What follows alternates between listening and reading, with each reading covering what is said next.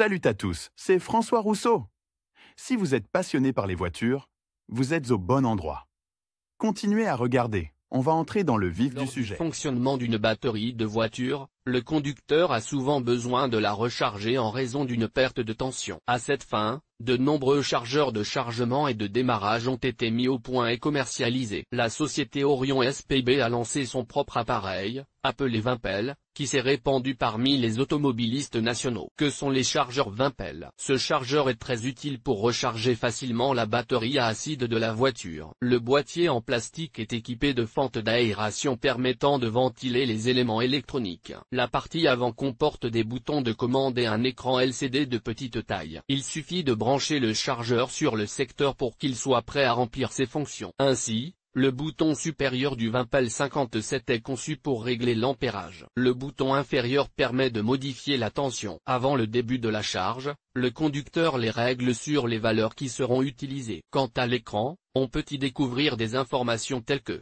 le pourcentage de charge de la batterie, le courant produit pendant le processus de charge et son intensité, la tension réelle. Avec un fonctionnement compétent et des caractéristiques initiales correctement réglées, le 57 Vimpel est capable de charger même la batterie de voiture la plus faible. Il est possible de sélectionner le mode de charge automatique ou manuel. La capacité initiale et réelle n'a pas d'importance. Même une batterie complètement déchargée peut être restaurée. La charge doit être effectuée dans une pièce bien ventilée. Une autre modification du chargeur, le Vimpel 20, est tout aussi populaire dans notre pays. Il est équipé d'un interrupteur de tension, grâce auquel il est possible de charger non seulement des batteries standards de 12 volts, mais aussi des batteries à basse tension, conçues pour 6 volts. À tout moment, l'utilisateur peut facilement modifier les paramètres en changeant l'intensité du courant. D'ailleurs, la valeur minimale du courant de l'appareil sur les fils de courant n'est que de 0,4 A. Toutefois, cette valeur est suffisante pour restaurer des batteries de faible capacité. Quant à la valeur maximale, elle est limitée à 7 A. C'est pourquoi l'appareil sera inefficace pour charger des batteries de plus de 70 A. Si vous choisissez correctement le mode, vous pouvez compter sur un processus de charge assez rapide,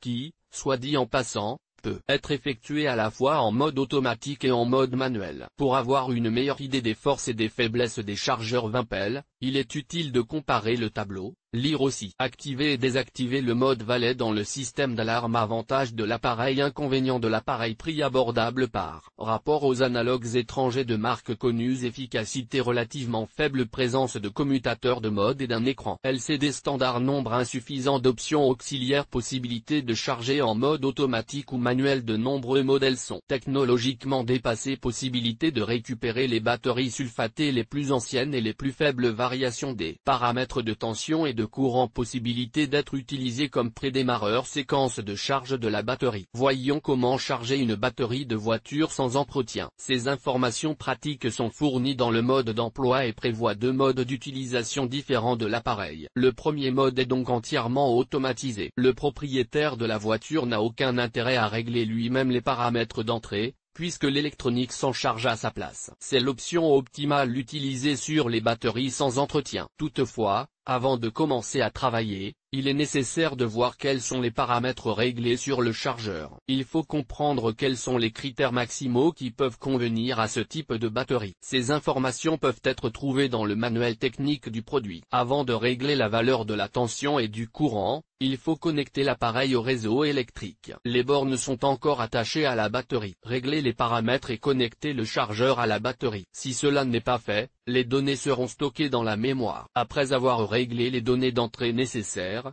vous pouvez commencer à utiliser le Vimpel. Le chargement automatique s'effectue selon l'algorithme suivant: branchez le chargeur sur le réseau électrique. Sélectionnez le profil souhaité à l'aide des boutons de réglage. Réglez ensuite l'algorithme selon lequel la source de courant s'écoulera dans la batterie. Réglez la valeur de la tension selon les recommandations du fabricant. Réglez l'ampérage et débranchez l'appareil de l'alimentation électrique. Le crocodile rouge est maintenant connecté à la borne positive de la batterie. Le crocodile noir est jeté sur la borne moins. L'appareil Vimpel est branché sur le réseau électrique. À la fin du processus de charge, il est débranché de la prise de courant et les pinces crocodiles sont jetées. Lire aussi, cause du gel de la batterie et moyen de résoudre le problème. Le chargement automatique est appelé ainsi parce que l'ensemble du processus est contrôlé par un programme. Lorsque l'appareil 20P30 ou une autre modification atteint la tension maximale, l'intensité du courant est automatiquement réduite, jusqu'à ce que la batterie soit complètement chargée. Dès que le courant commence à diminuer, cela signifie que le niveau de charge de la batterie a atteint environ 70. Si le conducteur mélange les fils,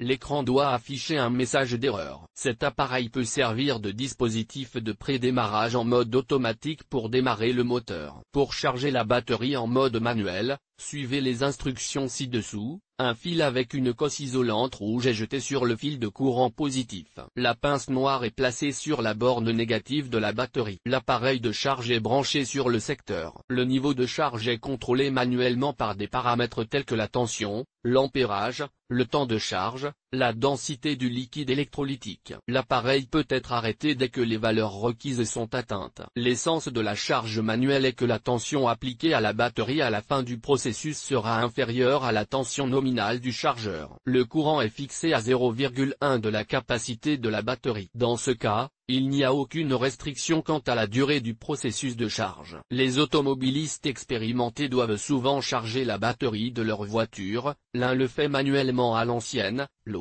se fie aux capacités de l'équipement et préfère le mode automatique. En ayant dans la voiture ou à la maison un chargeur fiable comme le modèle 20P, vous n'aurez pas à craindre une batterie déchargée, même pendant la saison froide. Si vous avez des expériences ou des observations sur le fonctionnement de cet appareil, n'hésitez pas à les partager dans les commentaires ci-dessous.